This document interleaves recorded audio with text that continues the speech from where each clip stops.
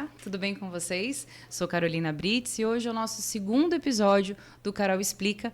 E é um prazer imenso estar com o professor Geraldo. O professor Geraldo é cirurgião pediátrico e atual diretor do curso de medicina da UNAERP. Muito, muito, muito obrigada por você ter aceitado esse meu convite, Geraldo. Eu que agradeço, é um prazer imenso estar aqui e é um prazer imenso estar conversando com uma das professoras do meu curso. Não é à toa que a gente está junto nessa jornada, Sim, né? Que bom, exatamente. fico muito feliz. A ideia hoje da gente conversar, Geraldo, trazer algumas informações para o pessoal que assiste a gente, que ouve a gente, é justamente comentar um pouco sobre a medicina, o que está mudando na medicina. Tanto como a gente ensina a medicina, como a gente atua na medicina. Então, coisas que são importantes, porque a gente nota isso na faculdade, e a UNAERP traz essa mudança muito diferente da minha formação há 20 anos atrás para hoje, em relação ao que o professor, principalmente, ele não é hoje só um professor de conhecimento, e sim ele precisa ter competências para isso. Os alunos eles precisam estar cada vez mais interagindo com o paciente, desde sempre, desde o começo da jornada. Então, acho que é importante a gente trazer um pouco disso. E o que você sente hoje como profissional da saúde, formado há 35 anos? 6. E hoje, sendo diretor da faculdade, o que você nota de diferente? Como é que está sendo essa tua trajetória na formação do aluno? Bom, desde que eu comecei na UNAERP Guarujá, em 2019, para a implantação do curso, a gente já tinha como modelo a medicina de Ribeirão Preto, Sim. que já utilizava metodologia ativa. E hoje, a metodologia ativa é fundamental. Ela é centrada no aluno, o aluno é protagonista o tempo inteiro, o professor muda de papel, ele deixa de ser aquele entregador de conteúdo para ser um orientador, para ser um guia, para ser um tutor do aluno. Então, mudou muito a maneira de ensinar e os recursos que a gente tem hoje dentro da Faculdade de Medicina. Eu acho que para falar um pouco de metodologia ativa, e falando por mim mesmo, que é um prazer estar aprendendo metodologias ativas, porque a gente aprende a gente acha que vai dar aula de um jeito como a gente aprendeu na faculdade, né? Com o professor, como era a formação da fundamentação das aulas. E eu fico feliz porque eu também ando aprendendo, estudando justamente novas formas de aprendizado e de ensinar. E o que você coloca para a gente, quais são as possíveis metodologias ativas, o que dá para a gente fazer dentro da sala de aula para o aluno que está assistindo e para o professor entender o que é uma metodologia ativa? Dentro do curso da UNAERP, a gente tem basicamente e fundamentalmente o PBL, que é o Problem Based Learning, ou seja, aprendizado baseado em problemas. Sim. O aluno é exposto desde o começo a problemas de pacientes, a casos clínicos que ele precisa resolver, né? E ele é orientado pelo professor na resolução desses casos. E o mais bacana disso é que o aluno aprende a aprender, ele aprende a buscar conhecimento. Isso é o fundamental da metodologia ativa. Sim. Por isso que a gente diz que o aluno é o protagonista. É o aluno que vai buscar isso. Além do PBL, que é o que a gente tem de mais forte dentro do curso, a gente tem outras metodologias ativas, como a gamificação, como o escape room, que são outras metodologias que fazem com que o curso fique mais, eu diria até divertido, Exato. Mais gostoso, do que aquela coisa formal de sentar e ficar 4 horas ouvindo alguém falar sobre os seus conhecimentos sem absorver nada. E por que você acha que veio esse movimento? Por que teve que fazer diferente? O que você notou em relação aos alunos? O que eles te trazem de diferente para nós fazermos de forma diferente? E acho que assim, não é que é errado, que é certo, não existe isso, mas realmente acompanhar a forma hoje do aluno. O que você sente disso? Olha, do ponto de vista pedagógico, isso foi uma inovação que começou no Canadá, depois na Holanda e depois se espalhou pelo mundo, né? E a gente absorveu isso e continua absorvendo, continua indo atrás disso, e mudou muito o perfil do aluno que a gente recebe. A gente não recebe mais um aluno passivo que quer sentar e que quer ficar ouvindo. O aluno quer participar, o aluno quer ser protagonista, o aluno quer decidir coisas. E para isso ele precisa de orientação, precisa de um tutor, e a gente oferece isso para o aluno. Esse protagonismo, essa atitude de vanguarda de buscar o conhecimento e de aprender a buscar esse conhecimento. Agora, trazendo um pensamento agora que me veio, assim, que eu acho que é importante. talvez alguns alunos já da nossa época de estudante, talvez precisassem dessas metodologias ativas para aprender de uma forma melhor. Você não acha? Acho, e te falo que eu, de uma escola absolutamente tradicional, né, me formei em 88, hoje, olhando o que é feito dentro da UNAERP, o que eu faço com os meus alunos, o meu desejo era voltar tudo, Exato. refazer dentro Exato. dessa metodologia, que eu tenho certeza que o meu aproveitamento teria sido muito maior, muito maior. E é engraçado, porque os alunos chegam de uma metodologia tradicional, do ensino médio, e entram na metodologia ativa. Para eles é um choque a princípio. Né? Eles precisam passar por um momento de adaptação. Eu acho que talvez seja mais choque para aqueles que já têm uma graduação. Porque eu vejo, eu como professora hoje de pediatria na UNAERP, a dificuldade que são aqueles alunos que, né, que já vieram de uma graduação, de outras, principalmente da área da saúde também, e que eles sentem dificuldade quando se deparam com um novo método de ensino, né? Sim, é maior. O pessoal mais novo tem mais facilidade. Acho que também pela questão de tecnologia, de estar mais adaptado à tecnologia. Nasceram com o celular na mão, nasceram com uma tela na frente, resolvendo tudo pela internet. E o pessoal mais velho já não, já tem alguma dificuldade, inclusive nessa questão de tecnologia. E é exatamente por isso que a gente procura acolher cada um dentro da sua necessidade. Acolher aqueles que têm mais dificuldade, conversar e criar maneiras de adaptação. E aqueles que se assustam, a gente também acolher e mostrar que não é um bicho de sete cabeças e rapidamente as pessoas se adaptam e passam a preferir realmente a metodologia ativa do que o tradicional. Eu sinto isso, Geraldo, porque como as turmas são pequenas, né, a gente não tem mais aquelas salas de aula com 80, 90 alunos que nem tínhamos, né? Então, a gente, estando com um grupo pequeno, a gente consegue individualizar as deficiências e as qualidades de cada aluno. Eu sinto isso principalmente na sexta etapa, no qual eu sou tutora de pediatria, e noto que quando você tem um grupo de 10 alunos, 11 alunos, você consegue primeiro identificar quem é aquela pessoa, porque às vezes numa sala de aula com 70, 80, será que realmente aquele professor que te dava aula de anatomia sabia quem era o Geraldo? Não, provavelmente Né? não sabia o nome nem da metade da turma. Nem da metade. Hoje, então, a turma pequena é inerente ao método. Eu preciso trabalhar com turmas pequenas. Turmas de 10 alunos, às vezes até menor. Chega no internato, a gente chega a trabalhar com um professor para 3 alunos. Né? Então, a gente tem muito mais professor. É um curso que demanda muito mais corpo docente, mas é um curso que entrega muito mais também. Eu sinto isso. E hoje, quando você fala de cuidado médico, não dá para falar de cuidado médico sem falar de humanização e de segurança do paciente. A mesma coisa o ensino. Não dá para falar de ensino médico sem humanização e sem a proteção, o cuidado que a gente tem que ter com cada aluno. Eu sinto muito isso. É muito interessante isso, porque ainda mais que, por exemplo, vamos finalizar semana que vem a tutoria de pediatria. Esse grupo no qual eu estou, eu sei o nome de cada um, eu sei quais são as facilidades e as dificuldades de cada um. Então, até a nota formativa, que é um dos pontos que eles recebem, a gente consegue avaliar individualmente com qualidades e deficiências de cada um. E até quando você oferece materiais de apoio, você sabe o que cada um mais ou menos vai fazer. Tem uns que viram para mim e falam assim, professor, eu precisava de uma videoaula porque eu achei super interessante esse tema, o que você me indica? Outro prefere ler, outro prefere o tratado de pediatria. Então, nesse grupo pequeno, você consegue ainda auxiliar no tipo de estudo que cada um vai fazer. Então, eu acho assim, é muito diferente quando você realmente entende a metodologia, porque tem professor que ainda não acredita, talvez, tão fortemente nisso. E quando você acredita e entende a metodologia de ensino, você trabalha muito melhor e você consegue entregar muito melhor para aquele aluno, né? Sim, pelas taxonomias que a gente tem hoje, todos os estudos que são feitos, a gente sabe que a retenção do conhecimento ela é muito maior quando o aluno explica para outro, quando o aluno expõe aquilo que ele sabe. E isso faz com que ele fixe aquele conhecimento. Então, o aluno para de estudar para a prova para estudar para a vida, para estudar para utilizar isso.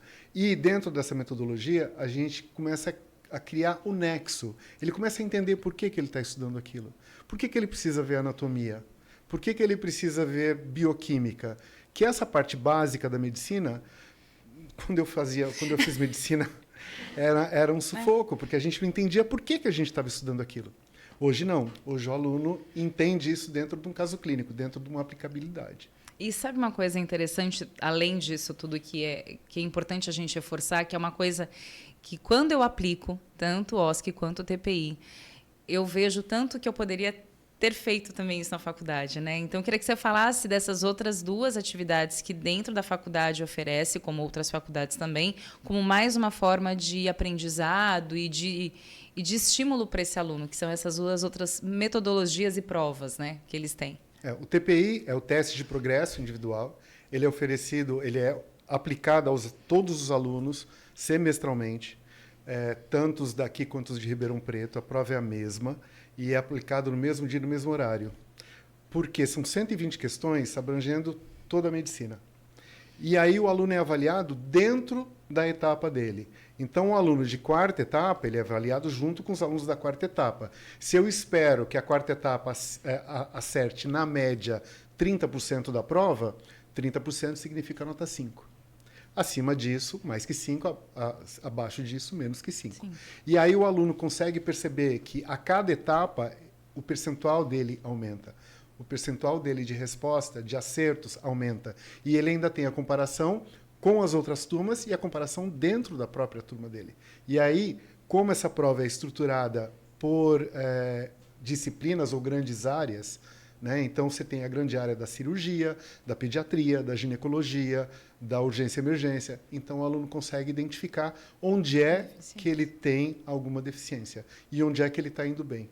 E aí a gente consegue, enquanto coordenação, perceber quais são os pontos fortes, quais são os pontos fracos dentro do curso e tomar atitudes a esse respeito. Então, tanto a gente consegue melhorar o curso a cada TPI, como o aluno consegue melhorar a si mesmo a cada prova que ele faz. Isso é muito interessante. Eu acho incrível. E porque ele vai avaliando, ele vai se avaliando a cada etapa. E o outro método, a outra prova? O OSCE é uma prova prática, que é o grande terror deles. É o grande eles ficam terror. apavorados e eu não vejo motivo para isso. Mas exato. Também não. É uma prova feita por estações, né? Então, normalmente são 5 estações ou 6 estações, depende da etapa, depende do grau de dificuldade, em que eles vão para a porta de uma sala e na porta da sala tem um caso clínico, um contexto. E depois uma tarefa, ou 2 ou 3, que ele tem que realizar dentro da sala.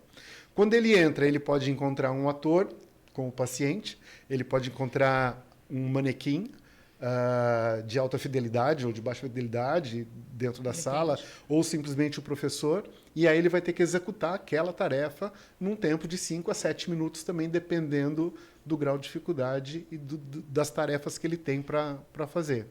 Mas, apesar deles ficarem muito apavorados para entrar no OSCE, a cada estação que eles vão passando e que eles vão percebendo que aquilo que está sendo cobrado eles estão conseguindo executar, isso vai criando um ânimo no aluno cada vez maior. Isso. E é muito bacana ver o resultado disso. Eles se sentem confiantes quando acaba o processo. E é interessante porque desde o início, desde o começo da faculdade, eles já vão se preparando para aquela situação emergência, porque eu tenho que resolver em 5, 6 minutos, eu tenho que criar uma hipótese diagnóstica, pedir aquilo que eles estão fazendo ali. Então, acho essas duas provas, para mim, realmente me encantei quando entrei na UNAERP. E agora, pensando um pouquinho mais na formação do médico e o que hoje a sociedade pede para a gente. A medicina também mudou. Né? Hoje tem, principalmente para a minha área, e você também atende a parte pediátrica, os pais eles já chegam extremamente ansiosos, já com informações muitas vezes não corretas, né? Então eles já foram pesquisar, já foram investigar o que é cirúrgico, o que não é, ou essa doença vai ser mais grave, enfim, sempre já vem com algumas. E o que você acha que a gente traz para esse nosso aluno, esse modo de entregar hoje uma nova medicina que a gente tem para quem a gente está atendendo? O que você acha disso? Sim, isso foi uma coisa que eu comecei a sentir na minha prática, né? No meu consultório, no meu ambulatório. Os pacientes chegarem e falarem assim, olha, mas eu já olhei no Google, mas eu já olhei no site, no Wikipedia, eu já olhei, né? E assim, e não adianta a gente querer brigar com o paciente por causa disso. A gente tem que entender que a gente está lidando com uma população diferente do que era antigamente. Uma população pré-internet é uma coisa. A população hoje é uma população que busca essa informação. Como os nossos alunos também são formados para buscar informação, essa relação fica um pouquinho mais facilitada entre o médico que a gente está formando e a população que ele vai atender. Porque ele já tem essa compreensão. Então, ele não vai bater de frente, como a gente vê algumas vezes, né? Do médico falar assim, bom, se olhou no Google, não precisa de mim. Tipo, não é para ter essa reação. Não é para ter. É para entender que a pessoa tem o direito de olhar no Google e que eu tenho o dever de nortear, de colocar no rumo correto. Eu comento muito isso, porque a gente vê na área pediátrica o tanto das ansiedades que existem. Então, nas aulas, eu realmente trago isso, que ele vai vir com as informações, os responsáveis pela criança vão trazer informações e cabe a você pegá-las e, primeiro, nunca deixar de ter uma boa relação com o paciente, porque por mais que você não saiba, por mais que você não entenda naquele primeiro momento, se você tiver uma boa relação, não vai ser prejudicial para você. Então, sempre mantenha isso. E nortear aquelas coisas que, de repente, eles trazem como você fala, né? Porque é isso que a gente vê cada vez mais na sociedade. E eu sinto que os nossos alunos, na hora que saem da faculdade, eles têm um pouco mais de preparo nesse sentido também. Concordo com você. Eu não sei como é que está cada vez mais a questão do campo de trabalho. Isso eu ainda tenho um pouco de receio, porque realmente tudo mudou, né, Geraldo? Não, completamente. Mudou completamente. Pelo perfil dos alunos que a gente tem hoje, principalmente se tratando de uma instituição privada, dificilmente os alunos saem com o desejo de ir para a residência direto, porque eles precisam trabalhar para pagar a conta que ficou do tempo da faculdade, para ajudar os pais, para depois ir para uma residência. Diferente da minha época, que a gente saía da faculdade para ir para a residência. O que a gente queria era a residência, o que a gente queria era especialização. Então, hoje, a gente tem um perfil de egresso de um médico generalista que sai da faculdade pronto para trabalhar em unidades básicas. Ele já está pronto para trabalhar ali. Porque é isso que eles estão buscando. E não adianta a gente lutar contra. Não adianta querer dizer que, os meus alunos vão sair daqui para a residência. Porque eles não vão. Não vão mesmo. E aí, já que eles não vão, eu tenho que favorecer esses meninos de alguma forma. Isso é uma coisa que, trazendo para o meu pessoal, isso é uma coisa que realmente me preocupa. Porque eu queria que fosse um pouco diferente. Eu ainda tenho um pouco de receio de lá na frente ter essa questão de ser um diferencial, ter uma especialização, ser um diferencial, ter uma residência. Entendo muito essa questão financeira que bate na porta. A gente teve um privilégio diferente, talvez, do que alguns da nossa turma, da nossa faculdade. Mas me preocupa e eu tento fazer com que, mesmo que vocês estiverem trabalhando, não deixem nunca de estudar. Porque quando você começa a ganhar dinheiro e trabalhar, o estudo acaba ficando um pouco para trás, né, Geraldo? Porque não quer retroceder na hora que você tiver que estudar. O que eu deixo muito claro para eles é que, assim, essa vida só de trabalho, ela tem prazo de validade. Sim. Você não vai dar conta de viver de plantão o resto da vida num esquema de tentar fazer dinheiro, né? E vai começar a fazer falta o conhecimento. Né? Então, o meu sonho era que todo mundo saísse e entrasse numa residência, mas a gente vê que não é isso que tem acontecido. Em nenhum curso de medicina. Não é só não é só da UNERP. Né? Em qualquer curso de medicina. Tanto que os residentes que eu recebo no hospital, os residentes de pediatria, de cirurgia geral e de cirurgia pediátrica, são residentes que entram na residência com 4, 5 anos de formado. É completamente diferente o perfil de alguns anos atrás. Né, que a gente pegava só recém-formado na residência. Hoje não. Hoje a gente tem o pessoal que batalha para entrar na residência. Além do que, alguns programas, por exemplo, o programa do governo, de residências do governo, se o aluno sai e trabalha 2 anos na estratégia da família, ele pontua para a prova de residência. Então, para ele é vantagem trabalhar 2 anos, fazer algum dinheiro, fazer algum pé de meia durante 2 anos, pontuar para a residência que ele vai fazer depois desse período. Isso é a grande maioria não. Acho que falei errado, mas tem muitos alunos que fazem isso, né? Mesmo não talvez gostando tanto da saúde da família, mas fazendo nesse sentido, né? De se programando para lá. Esse ainda para mim é um pouco mais difícil, mas a gente vai trabalhando e vai se adequando de acordo com eles, né? Não, é difícil, porque a gente começa a sentir o reflexo disso no mercado. Exato. Né? Começa a sentir que começa a faltar profissional especialista, começa a sobrar profissional generalista. Então, em algum momento, essa curva vai ter que se inverter. Né? E a gente tem que formar o generalista, porque o generalista ele vai estar pronto para uma prova de residência. Sim. Ou ele vai estar pronto para o mercado. Sim. E a gente precisa dar essa condição para ele. E finalizando, para a gente, eu acho que a área pediátrica é a que cada vez mais está em extinção, né, Geraldo? Quando a gente conversa sobre se alguém quer lidar com crianças, é muito difícil. Acho que cada vez menos as pessoas querem fazer pediatria, tanto clínica quanto cirúrgica. Acho que é uma especialidade no qual eu não vejo grandes avanços em relação à busca por trabalho. Olha, né? A maneira como eu vejo isso, tanto a pediatria quanto a cirurgia pediátrica, as sociedades brasileiras, os órgãos reguladores e tal, eles resolveram fazer uma reserva de mercado. Então, diminuiu vaga de residência, diminuiu concurso, porque tinha muito pediatra, muito cirurgião pediátrico no mercado. Só que eles não fizeram a previsão do aumento da população.